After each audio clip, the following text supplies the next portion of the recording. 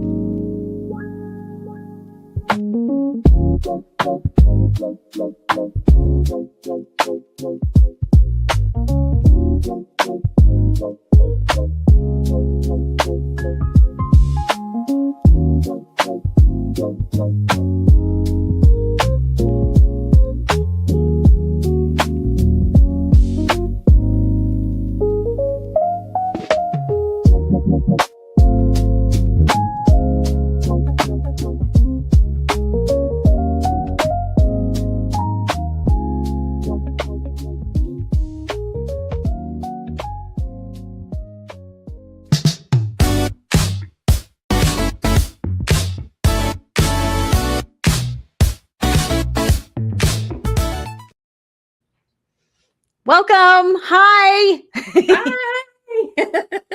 Hi, everybody. Hi, Denise. Hello. We're here and we're hot because we both live in the desert. So we're late because I'm always late. I think I have a weird thing about starting on time. Like now I'm almost like, don't start on time. It's just a bad omen. So I had to run and turn all the fans off so I don't get a hot flash. All right. Welcome to Pop Therapy and True Crime Files. This is where pop culture, intuition, and true crime collide. My name is Miriam. I'm a psychic medium. And this is where we decode the drama with depth. And my name is Denise, and I am also a psychic medium. Okay, you guys, tonight following this live stream, we have a good one. You can thank Denise for this. For those that are on Patreon, you can join us. Ooh, if you aren't on Patreon, hold on. You can actually scan the QR code right there. Tonight is this crazy story that Denise will share with us later. That just is trending on TikTok. She texted and was like, I think we need to do this. This thing's going to be interesting. Kat Von D, house fire. Her cat died in it, which is horrifying. But we're going to talk more about that. For anyone that is interested, scan the QR code. We do a lot of fun stuff over on Patreon. So we're going to start with that tonight, right after this. This story. Okay, does anyone know the story yet about this Kat Von D burning her house down? If you don't, this guy came out on TikTok and is like, I'm no longer bound to this NDA that his mom signed, and is like spilling the tea, literally. Yes. So it's really, really interesting. Oh, and it gets better because now Jeffree Star is in the mix. Who's Jeffree Star? He is a influencer that does makeup and has his own line and that sort of stuff. So he kind of gets himself in the middle of a lot of things. All right, that'll be fun. Okay, so then Thursday night, also on Patreon, as you guys know, Bookends, the Psychic Tea, celebs, true crime, your own personal stuff. It's Thursday night, 6 p.m. Denise and I are live. We tap into the energy behind all the questions from celeb drama, true crime, pop culture, and your questions too. So you can submit, if you're a Patreon member, you can submit a question. You can email us, DM us, put it in the comments, whatever you want, and or bring it to the show that night. Okay. Also, one more thing. Cosmic Circle over on Patreon. Denise and I are really enjoying the Cosmic Circle, and it's really a great time to come together and just talk about how we're feeling, where we're at, how the energies, the planets, the moon are affecting how we're feeling and how it's affecting our relationships and how it's affecting the world around us. And when we're doing it in bite-sized pieces, so you don't need to know astrology or know or understand everything about it. This is a little clip. When we ask ourselves to be conscious enough to show up for ourselves, to change the words we use in that moment, that means we have to be more present than not. Everything is going to trickle back down to how often you're balancing the body, how healthy the body is, where the emotional body is at. Because the more present you are, the more conscious you can be about showing up for yourself and changing the words in the moment. Our words have vibration. And if we continuously have those conversations with ourselves, then we shift our vibration down instead of moving it upward. And we're going to have days like that. None of us are perfect. However, it's really, where are we reflecting on what it is that we want, and where do we want to go, and how do we work on that for ourselves? So that's the Cosmic Circle. Every Sunday that will drop, that support system will be there for you guys. Scan the QR code. And we already have a month and 1 week up there and ready to go. So without further ado, tonight, this is a biggie. So Denise and I were texting Friday night, and I was watching this documentary, and I was like, oh my gosh, you have to see it. And we were talking about this documentary, we were talking about the J-Lo rom-com. It was we were having our own pop therapy over the phone. And then you started watching it, and you were like, oh my gosh, I can't go to bed with like this being the last thing I see. So you were like, palate cleanse, I got to watch something light, something not totally disturbing. Yes. It's a little disturbing. So, okay. So if any of you put in the comments if any of you guys have watched this documentary on Netflix yet. Yes, please. So let's start tonight's pop therapy. Here we go. Tell us now, did you watch it? Because Michael Jackson, The Verdict on Netflix just dropped, and apparently it already holds a record on Rotten Tomatoes, and not the good kind. 3 episodes, key players from inside the courtroom, and it's reigniting every debate we've ever had about his legacy. So have you guys seen it? Let's look Hazel at the has not. I had to do a double toe. Oh, I have a migraine from squinting at the screen. She's not doing, no, she's not recording from jail. No, thank God. Yes, you guys, you have to watch it, especially if it's within your generation. And okay, so Denise, I asked you to sort of, what do you think? Where should we go with this conversation? Okay, so I think the challenging part here is that there's going to be a strong opinion one way or the other in regards to whether you think he's guilty or innocent. There is going to be a strong opinion in regards to, why did this occur the way it did? How did this all start? And the reality of it is that when I can't remember, I think was his last name Bashir? Yes. I think so, yeah. Okay, so there was a gentleman that was interviewing him, just like a behind the scenes, just to like a documentary, not to dig up anything. However, as the interview was progressing, he was realizing there was something that was not quite right going on. Mm-hmm. And so then when he released the documentary, there was a lot of controversy around that and this and that and the other thing. So one of the things that I was bringing to the table was, back when this all occurred in the early 2000s, how big the patriarchy was, and not that SA doesn't still get swept under the rug, but how much more it got swept under the rug decades ago. I mean, our grandparents and great grandparents that were in their my dad's in his 80s, and that just didn't get talked about. Mm-hmm. And the victim is the one that got blamed. Mm-hmm. And shamed and felt guilty, because then, they caused all of this chaos, right? And so how is it that a celebrity, regardless of their status, can get away with things that maybe they shouldn't have?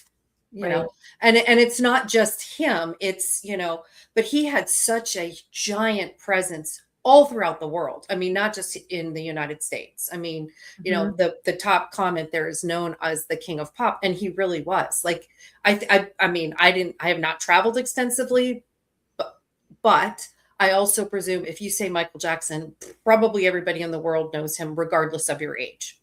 Right. I think I'll do a little bit of an intuitive dive into this, but you know,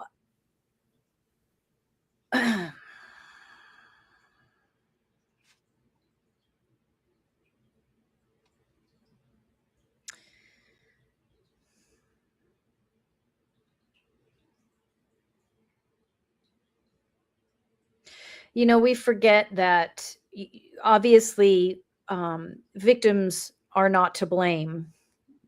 Full stop. Society has a responsibility, right? And each individual has a responsibility, and parents have a responsibility.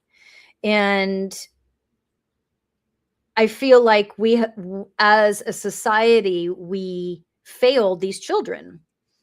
And we failed them because of celebrity. And fortunately, because of social media and because this younger generation is bringing in a heightened sense of awareness and a fearlessness to speak out against what isn't right, Mm-hmm. it has given the older generations, us, the ability to jump on that bandwagon and say, yeah, we didn't think things were right then either, just sort of in general, and let's talk about it now, because these things don't happen in a vacuum. And something that we can all look within ourselves and within our own families and say, are there things in our own families that are ignored or brushed under the rug, no matter how big or small? And it's just asking us to be more conscious and aware of what goes Right. on in our own home, in our own lives. And listen, we all miss stuff all the time. We miss stuff. We don't realize it till it's after the fact, and you think, "Oh my God, that's right. That was like." I'm not saying we're perfection, but I'm saying if we take responsibility now and continue to look at our own lives and our own relationships and check in, it will help when something like this happens again. If everyone's checking into their own families and their own self, right away there'll be a disruption and a pushback to say it doesn't matter if he's the king of pop or whoever this person is. This is Right. not okay. And obviously, the Epstein files are continuing to push us to that place of how are we not how is this happening, right? Right. It's like we know how it's happening. We know it's not, Right. it's not shock and awe, but then with the how is still this sense of how, Right. right? Yeah. You know what I mean? And right. And, and the other side of this is that, I can have empathy and compassion for the person, Hmm. Michael Jackson, the person that I know he grew up as a tortured soul. I realize he had a very difficult childhood. And yet I also have to draw that line that it's also not okay to have bad behavior because you were not treated correctly. Right. Hmm. And And we get so starstruck sometimes that Hmm. we forget. Like, I, I had a friend of mine that worked for the NBA for 20 years. And so and another friend, her husband was a GM for a professional football team. So I've been around, celebrities and stuff like that. And, you know, you can see the, that people get when they're around somebody like that. And it's like, but you've got to take a step back and go, you know what? They put their pants on one leg at a time as well. Hmm. And, it's just taking that, oh, they're just people, you Hmm. know? Okay. Their job is to bounce a ball down a court or throw a ball in, and catch it in the end zone, right? Like that's their job. And so it's how do we separate the stardom from that's their job? Well, I think that we start by not idolizing people We don't Mhm. idolize them. We don't behave as if, I mean, this is a road that we won't go down, but basketball players shouldn't be paid more than teachers, right there, right there. Like, why Right. are basketball players, why are actors being paid more than teachers? Full stop. So when you start to look at the individual, and like when you said you saw people around these basketball players and they're like all googly eyed. So we're not looking at the individual first. Right. Because if everyone's looking at the individual first, we won't have the googly eyes. We might have this is fun, this is exciting, good for them. They have this talent that I don't have. Let's watch, let's join in. Okay, you can do all of that Right. without. So Michael Jackson was a breaking point for us to look at this, right? To look Mhm. at it and to make different choices. So from a spiritual perspective, and as society as a whole, that happened to move us forward in how we view each other and how we take care of each other or how we don't take care of each other, because nobody was taking care of anybody in these situations. Parents weren't Right. taking care of children. Adults in the room weren't whistleblowing. There was so much that wasn't happening. And so we either grow and learn from it or we stay stuck. And I feel like the massive divide that we're witnessing and we witnessed then was a group of individuals like bursting through the seams saying, I'm learning, I want to learn, I want to grow, I want to learn, I want to grow. And this group of people that saw that something was not right. Let's just leave it there because we can all agree something wasn't right. Correct. And whatever that was, there was things that weren't right from the parents, there's things that weren't right from, but now we go into this power dynamic. Michael Jackson was in a place of power. He should have been Mhm. making he should have been calling. He should have been saying to the parents, no, you're not, the children are not allowed here, whatever that is, right? But when the person in power isn't doing that, and then you leave it to everyone underneath, this is where the individual is solely responsible. So when the person in power is making all the bad choices, but every individual is conscious, that person of power is taken down. But when every individual isn't making conscious choices and that person of power is making bad choices, this is where we end up. Right. So And I go kind ahead. of agree with Kim's comment here too about money because he had such exorbitant amounts of money that, you know, even if the families were not mm, broke, uh, Mhm. it's still a lifestyle that none of them would have ever had without him, right? So then Mhm. you get caught up and disillusioned by what it can provide for you, Mhm. you know? And And I think that's another disconnect there, right? Because it's like, because it's not, because then it doesn't become about basic needs as far mhm. as, food, clothes, shelter. It becomes, oh, I can travel the world. Oh, I Mhm. can go here, and then you get caught up in that. Mhm. I guess the question is, and this is a question for every individual. It's not a judgment, it's a question. If you're a parent, at what point does your child take precedence over money and traveling the world? At what point do you make decisions that are, it doesn't matter how much power someone has. I love my child and I want my child safe. At what Hmm. point does the individual make that decision? Hmm. No, I And agree. I agree 100% because what was the one boy's mom, she traveled all over with him. mhm, And yet she was there and allowed certain things to participate to transpire, you know. And I'm a mom, and I'm thinking in my head, there's no way. Mm-hmm. No way. I would be like, first. And also, how many 10-year-olds want to travel the world?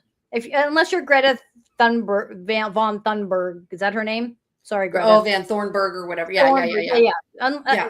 I mean, when I was 10, if someone, so like, again, let's, you know, without going down that awful rabbit hole, this is about, from a spiritual perspective, this is about individual responsibility first and foremost. Because if individuals are making responsible choices, then someone in power cannot take the lead. Because if you have a mob of people making conscious choices, then you bring down that one person who is not making it conscious. That's not. And we weren't there, but we're trying to get there. You can feel society clawing up that wall, trying to get to a place where there's more of us than them to say, no, this can't stand. And this is good. This is the positive that has come out of it. I think from a fascination point, the documentary showed you how the defense, is that what you call it? The defense, I made it sound like football, the defense, the defense, in their case, you listen to it and you're just like ping-ponging back and forth. So it was I thought the documentary really spelled out a lot, and it answered a lot of questions. You're like, oh, that's how this guy ended up, you know, not guilty. That's how, you know? Yeah, because, you know, that's the other thing. Like, we do have laws, and we have, you know, different policies and procedures in place to protect, you know, the person that's on the stand, so that they get a fair and just trial. And even though we have feelings about certain things, they, you know, according to our judicial system, we are entitled to a free and fair trial. And, you know, and that person needs to be able to have that. And, you know, we're going to get to that in a different conversation a little bit here down the line with Alex Murdaugh. But the reality of it is that, you know, when you start to see things that are unjust in the law, then that then raises different questions. So like you said, I agree with you that I felt like the documentary was well done. I think, again, people are going to choose a side, and, you know, but I know where I landed with this, and I can also see where people would find the other way, you know. And so looking at this from a different perspective in regard to, you know, understanding how this can happen. Taking individual accountability, you know, there's a consciously taking accountability and being aware of where you are bringing yourself and because listen, you can make conscious choices as best you can, but we're still going to end up in situations that are scary or hard or bad or whatever, you can do everything in your power and you still end up in those situations. But if you're doing the best that you can every day, you're consciously making these choices. You know, I mean, how many times did my mom tell me no when I wanted to do something, you know, and it sounded fun to me, but I was saying I wanted to go party with a bunch of 21-year-old boys and I was 16, you know, or 15 maybe. And she's like, yeah, that's not happening. And, you know, nice try. Right. At the time, you're like, you know, and then you're just being mean. You're not letting me do anything fun, blah, blah, blah, blah, blah. And you look back as an adult and you think, okay, mother didn't want me exposed to adult boys as a child. It sounds like basic common sense, but anyway. So this happened with R. Kelly. Absolutely, he was allowed to take these children. So yes, this is I think as we individually continue to become more conscious and make more conscious decisions for ourselves and for our children, and as money no longer is, the deciding factor in what we and the choices we make, except for obvious, Right. like if you have to make a decision to pay for food over, I don't mean that. I mean this type of, these things that you traveling the world versus saying, you know what, I'm just going to play it safe for my child's sake. We can travel the world some other time, Right. individual conscious choices. That's Right. what this all comes down to.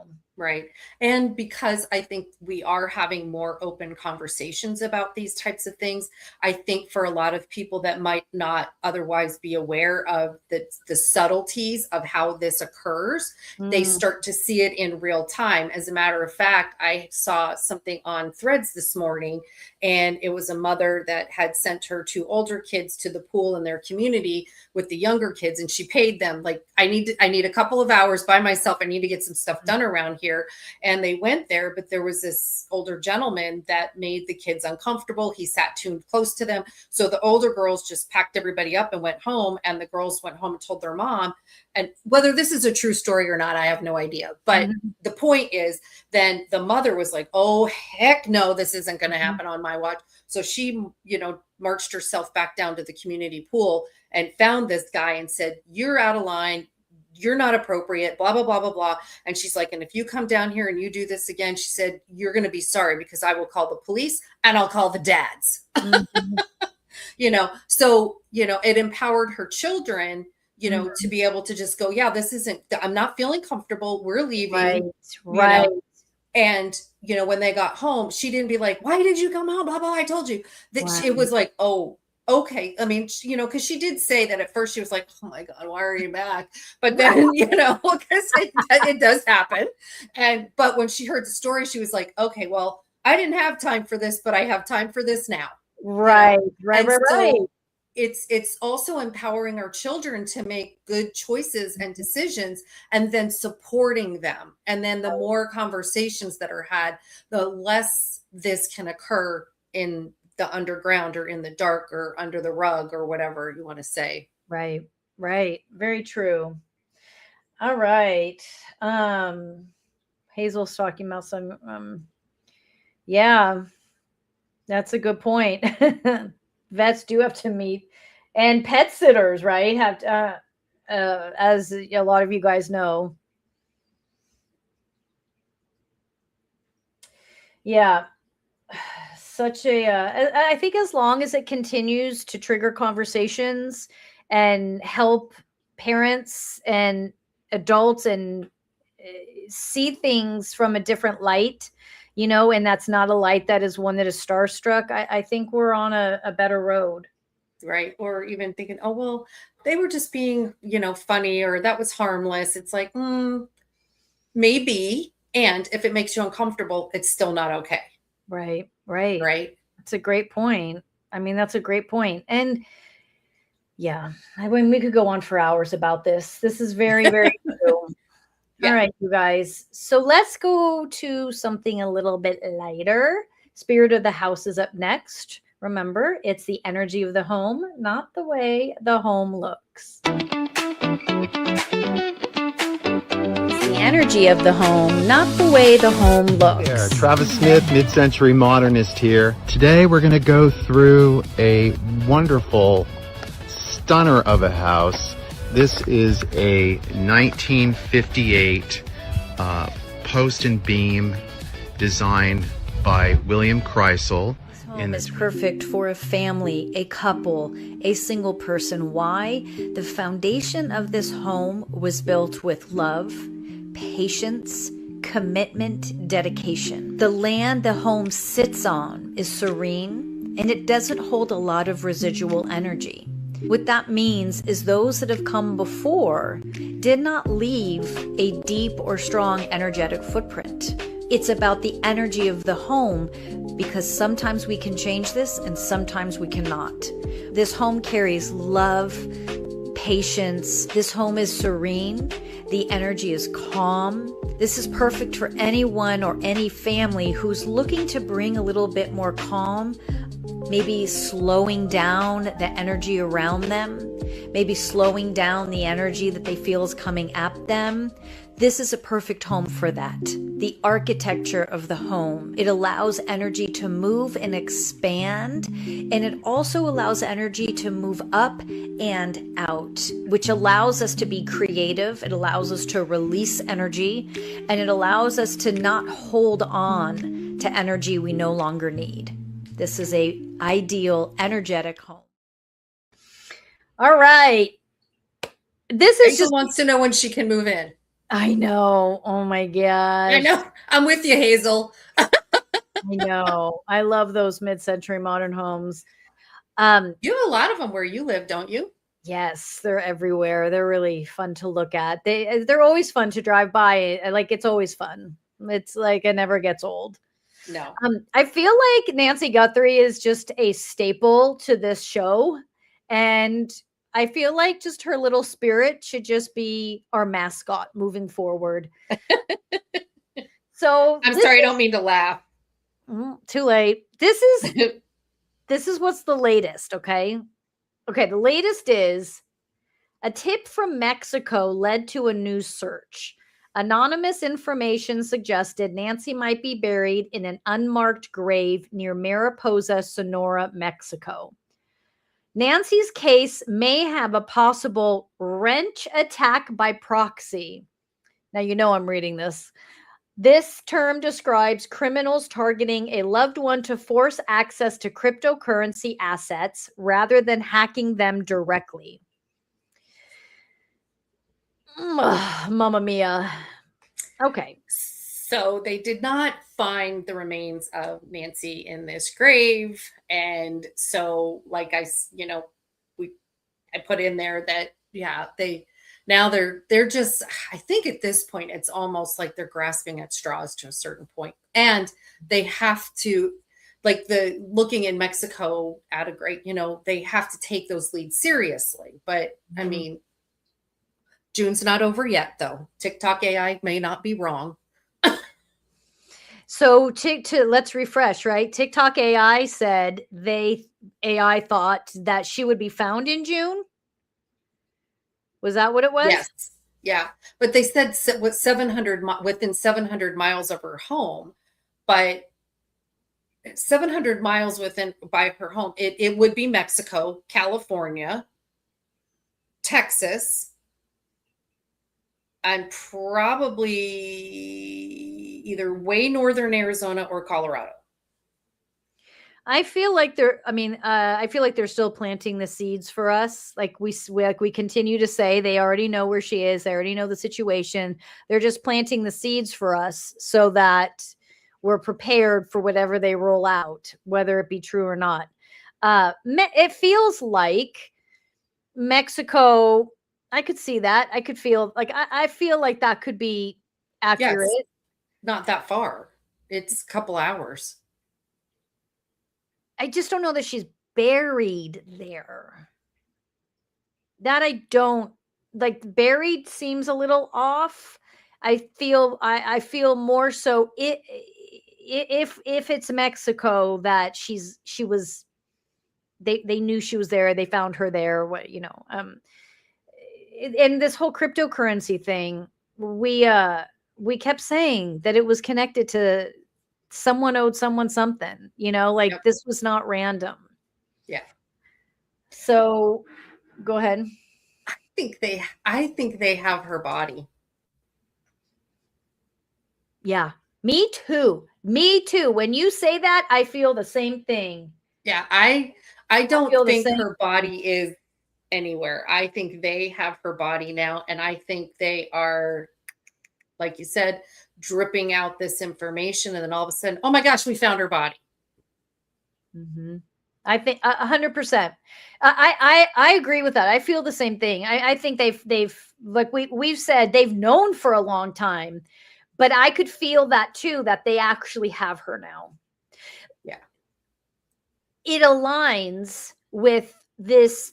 Each time she was mysteriously on air live and then jumped off, Around then is when they found the body. Yeah. I don't think they had found it before, but they knew who was doing what. They knew what happened. And around then was when they found the body, and now they're going to start to roll it out to us. Right. And they're asking why are they hiding the information? Because they know what happened, they know who did it. They have to get their ducks in a row to gather that person or persons up, and they need to throw everyone off because I see them building a case against whoever the individual is that brought this whole thing to fruition to start with. It's a really weird thing because it's been going on for so long, and I think they're just trying to dot their I's and cross their T's, so to speak. And like I said, I just feel like they have her. I feel like they do. Yeah, I agree. 100% that they have her. And I also feel like the hiding the information is because in the beginning, Savannah didn't want anyone to know this was happening. And Right. Savannah thought that they could resolve this quickly and quietly and get mom back, and no one would ever have to know. But that didn't happen.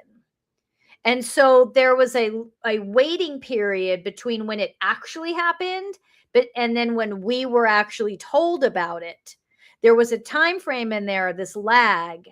And that lag was because she thought she could resolve all of it and tie it in a bow and no one would find out. Right. But that didn't happen. And so now she's trying to preserve her reputation and her family because the brother is part of this problem.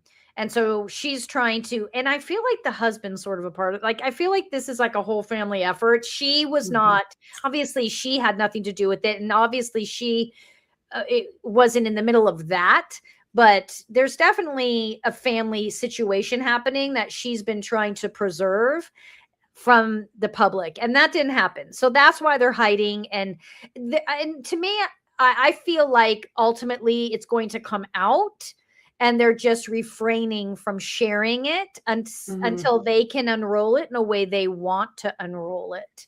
Because the other thing that I'm going to, say here, and this is from a non-intuitive part, but it's like it's big business. She works for the news.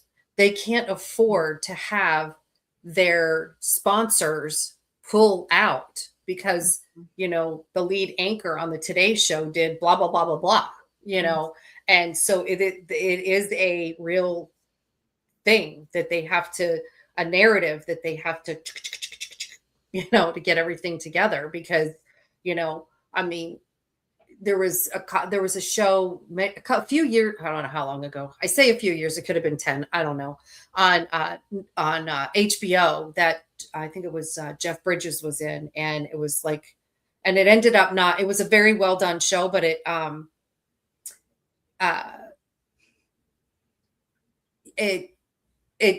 caught too up with current events, and so there was nowhere for it to go. And it was very interesting to see how like the back end, and even on what is it, the morning show on Apple TV, to see the back end of how these deals get made and how the show goes on and how they do what they need to do to keep everybody in line, quiet, and to keep the network from losing everything. Right. Because the news is a money-making thing, I mean, I don't watch the news unless it's on pretend television.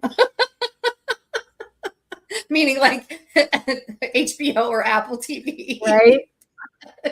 But at the same time, it's like you don't have to really pay attention to what's going on to see what's actually going on. And it's a business. Right.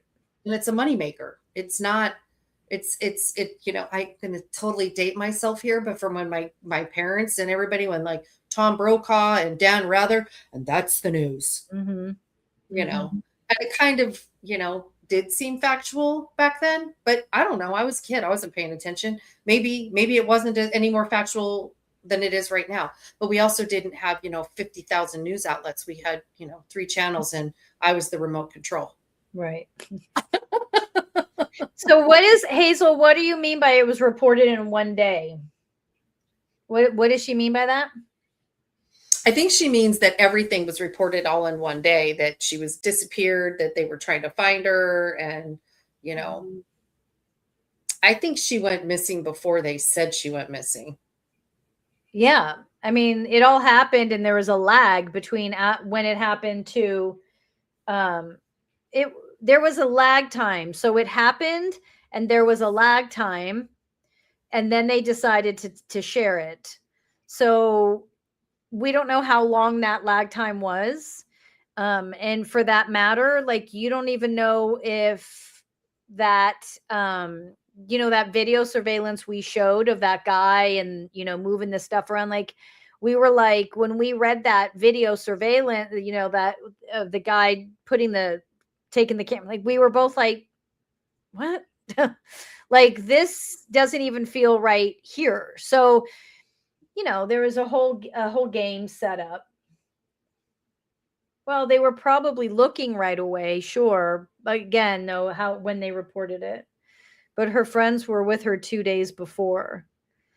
Okay, but we don't really know do we know when they can tell us what day, but it doesn't, and doesn't mean we actually know what day. And then the friends, how do we know the friends weren't told to say something to protect the Guthrie family? So it all stinks. Like, it all smells off. To me, just energetically, it's off. And there was a whole cover up that was done to protect the Guthrie family, and it didn't work. And so then it blew up, and here we are. Yeah. Hazel's like, okay, Miriam, I get it. She's like, all right, calm down. I got it. I got your point. Well, and I think the one thing that they didn't anticipate was all of the true crime YouTubers to show up, and, a lot of things that they just didn't anticipate, I think. And which goes to show, like, that again, that's an age issue. Like, that means older people weren't, like, how would you not know? If you were 21, you would know exactly, like, that was going to happen. Oh yeah. Yeah. 20 to 40, they're going to show up for that. Yeah. It just, it feels like there was 1 week lag time between it actually happening. There was 1 week, and then we found out. That's what it feels like to me. Yeah. Well, and then I remember when you and I were reading, that footage from the ring cam, I'm like, even prior to that, I said the blood that was on the blocks in front of the door, that was old. It had nothing to do with what occurred at that time. And then I was like, they took her out the back and around the side of the house. And he was standing in front of that camera and using twigs to not see what they were doing. So it's all just weird and sketchy. And I think, Hazel, listen, I if I'm following what you're saying, I don't buy into conspiracies.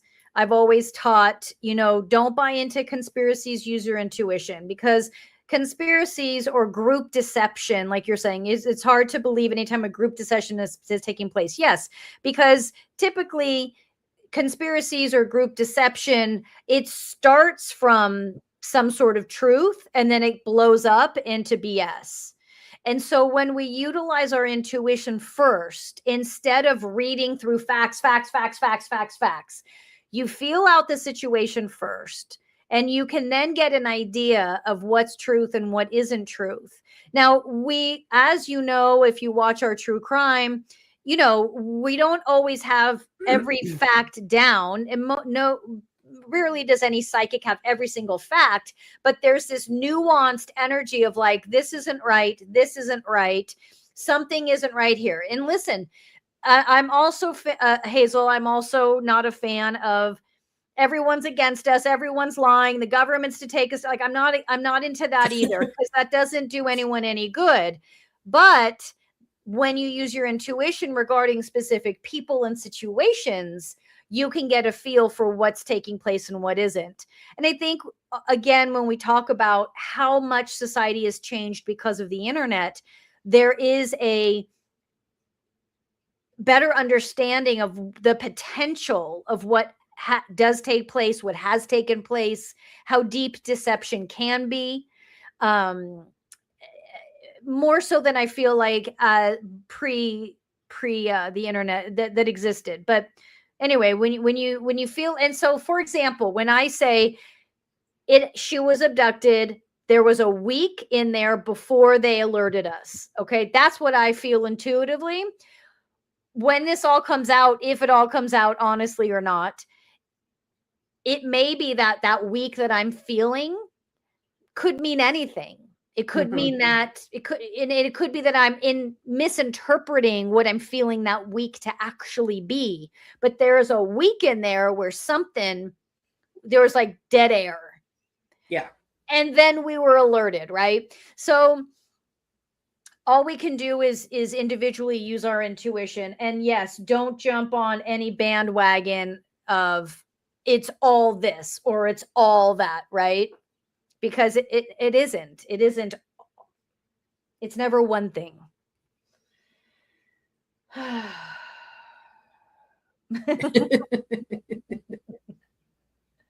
that's good. Actually, I think that's great. I think you should be. I think, asking questions is the way to stay curious. It's a way to hone your own intuition, and to understand what meaning to you and how you feel that energy. Like, I always like to use this as an example. Like, I always see ultrasound pictures when it's either a real baby or the birth of a new idea, right? So you have, everybody has their own intuitive language. And the more you get to understand that, the more you tap into that, the more you're like, oh yeah. And because there are times where you're going to tap into things and you're going to go, I don't know. And then there's times you're like, there is no effing way anybody is going to get in your way, because you are 100% positive that this is the way it's going to be, and get out of my way because I am right. And because you just feel that, and then you can, do that. I think, Hazel, too, asking being inquisitive is imperative. This would be my recommendation, is be inquisitive without your own preconceived ideas behind it. So be curious and open to what that curiosity will bring to you. This is how the intuition grows, because you aren't coming at it with black and white.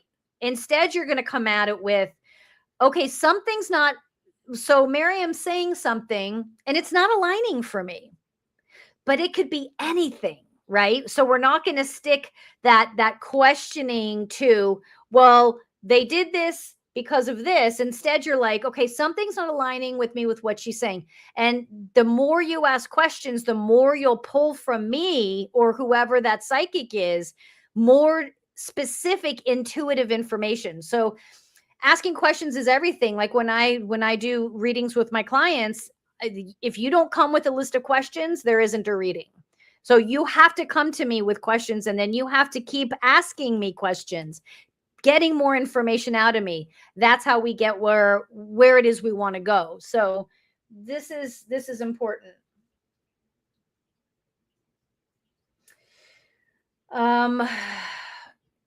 Okay, Hazel, you do not ask too many questions, please. No, never. Please.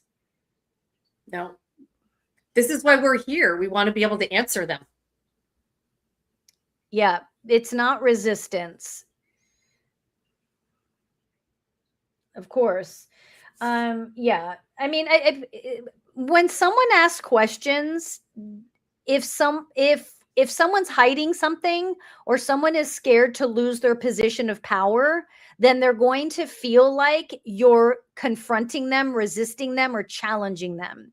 But if you're not hiding anything and you're confident in who you are and what you do, the more You want people to ask questions, because the more questions you ask, the more information I'm going to get, or someone else will get, which will open up doors to everything and anything, right? It's like, I'm sure a good teacher or a good professor is like, ask questions, because you're going to uncover something I didn't even know existed. And that's key. And we do that especially in Behind the Hauntings. It's like, keep asking, dude, because if you don't ask, we're not going to get to the next level of consciousness. It's the only way there. Man, never liked my questions.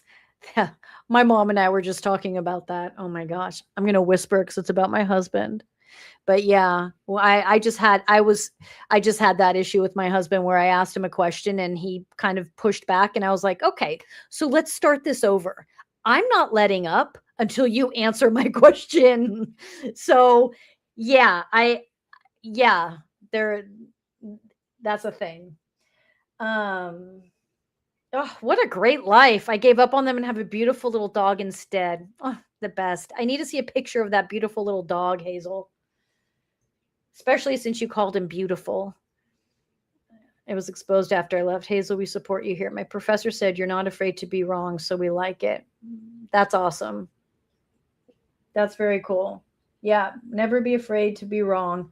Okay, sorry. I was just kind of basking in this great conversation we were having. We have a whole other, it's 6:53. We're going to push Murdaugh to our next one. Or do we think we can do it fast? This guy? Oh my God. Well, this is what I was referring to when I was talking about having a fair trial, because the court here, I want me to read it. The county clerk, right? Isn't that what it was? Yes. She tampered with, well, not, I don't know. She didn't get convicted of jury tampering, but she messed around with the jury. And so he is now going to be retried for the unaliving of his wife and child, because granted, he will never get out of jail because he is serving a 40-year sentence for financial criminal crimes. So he's already in jail. However, he is, entitled to a fair trial. Mm-hmm. And so now they're going to retry him, and that probably won't take place until 2027. But it was just very interesting how he tried to deny everything. And then it was almost like the county clerk, what was her name? Becky Hill, was trying to push her narrative. Mm-hmm. And then she had this one juror removed because she couldn't convince this person, because the juror was like, well, I don't know what I'm going to say, mm-hmm. So it's just an interesting case in, justice, if you will, because he gets to be. You're right. Sorry. Go ahead. Finish that thought. Yeah, because I was going to say he is entitled to a fair trial, and mm-hmm. He didn't really get one. I understand I understand the circumstances. It's not like I'm unaware of that, but this is one of the things that's supposed to be, great about our judicial system, that it is supposed to be fair. She did get some misdemeanors and 3 years of probation, but she did not get jury tampering, which I believe comes with prison time. How did she not get jury tampering through all that? That is, I don't think, this is what I think based on some of the other things that I have watched now in this true crime world that we find ourselves in, is I think they went with what they could get, mm-hmm. as opposed to her getting nothing because they couldn't fully prove beyond a shadow of a doubt she tampered with the jury. That's my take on it. If you guys haven't seen it, it's only a 30-minute watch. It's really interesting. And if you read the energy of this woman, what's her name that you just said? I'm trying to see if her name's in here. What was her name? Shelley or Sherry? Oh, the county clerk? The clerk? Mm-hmm. Becky Hill. Becky. I was way off. If you read the energy of Becky, her energy says she's been doing this forever, and she feels an ownership over that court. Like she was very much a mean girl and took ownership of that court. And so they caught her this time, but she has been doing this for a long time. And thank God he's in jail for other things. Right. Because if he were to get out, I would have been like, oh my God. Well, and honestly, in watching that quick documentary on this, because there's a bunch of other things on there also on Netflix about this, like she could have really messed the whole thing up, and he could have gotten off. Yeah. Like how, that's why I'm saying like her whole thing was she very much reminded me of just a mean girl in high school who just controlled the narrative, and she would make people feel uncomfortable. She was insecure. Mm-hmm. And so because she was insecure, she was going to run the show and everybody was going to do things her way. And there was really, because it's such a small town, there was nobody to go toe to toe with her, so to speak. Mm-hmm. And so she could run, the ship the way she wanted to. And, and I think you guys might not have to watch the 30-minute documentary by the time we're done with it. But like, she was like, to your point, like she was so on top of this. She contacted somebody, and then within 4 months of this trial ending, she had a book deal and the book was published. Mm-hmm. So she had a game plan. Yeah. And that's how confident she felt in her role in running that court system and running it in such a way that nobody knew that she was doing this. Right. And so this is how I know about this Murdaugh case is I watched that. It was, I think that was one of my first true crime documentaries. Somehow I was homesick with COVID back then. And I watched that, and that whole thing was crazy suspicious. Oh, that's right. Crazy suspicious. Is that on the show that, because they also have what is it called? Murdoch something. And there's 2 seasons of it. So it's like a docu-series. Is it that one? It might be that one, because that was a friend was, that was really sad. And that had his name written all over. They covered it up. They covered up whatever happened. So, that was really awful. I would be legit scared if he was out. He and Charlie Manson do legit. And it sounds like he's not getting out. No, he won't get out. I mean, he will get another trial because that's the judicial system, but he's not going to get out because he's got to serve that 40 years just for that. And once they get all the evidence and everything, they'll. Yeah. There was a mini series on the body cam footage of him asking they are dead. It was more like he wanted to make sure and wasn't worried at all. Yeah. Was that on when the friend fell off the boat, or was that in regards to the mom and son? That's some serious. I totally agree, Hazel. I thought about that myself because I'm like, here we go with the taxpayer dollars and all of this stuff to go through the whole process again, finding a jury and all of that. And, and so I totally, yes, I am with you on that one. Well, all right. To answer your question, Danae, no, we haven't done a read on him. I feel like why? I don't know. It's sort of like, he's gross, and intuitively he's guilty. I mean, from an intuitive place, he's guilty. And do you remember when we did the Dugars? Yeah. Okay. His energy reminds me of him. Like he's always been into something just under the radar. Everybody was covering it up. Like that energy to me is the same. Yes. And this is severe entitlement, wanting what they want, wanting more.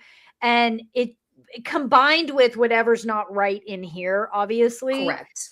And bam, it's just this cocktail for this messed up behavior. And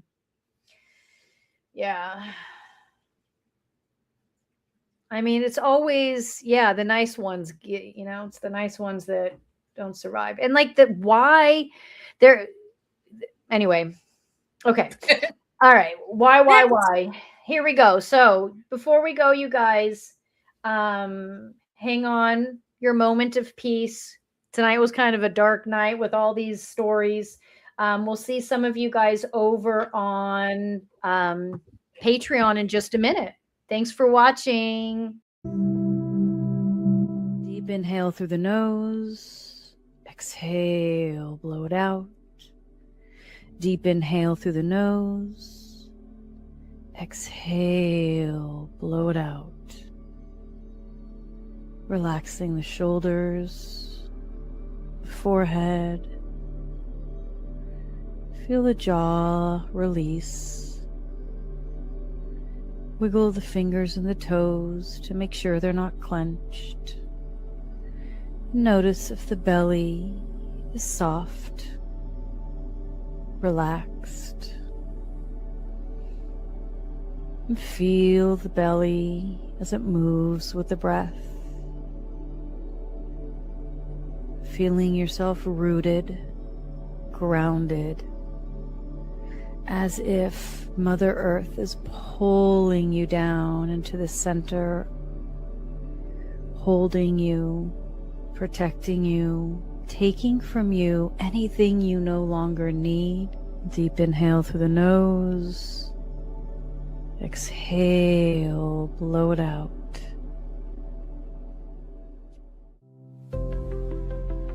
We feel the power of doing things together. I've cleaned a stream here. I've reintroduced fish. But so have they over there, and so have they over there, and so have they over there. And eventually all these little places will join up and we'll find that we have a very different world, just because we get to finally understand that each and every one of us makes a difference each and every day. And we have a choice. What kind of difference are we going to make?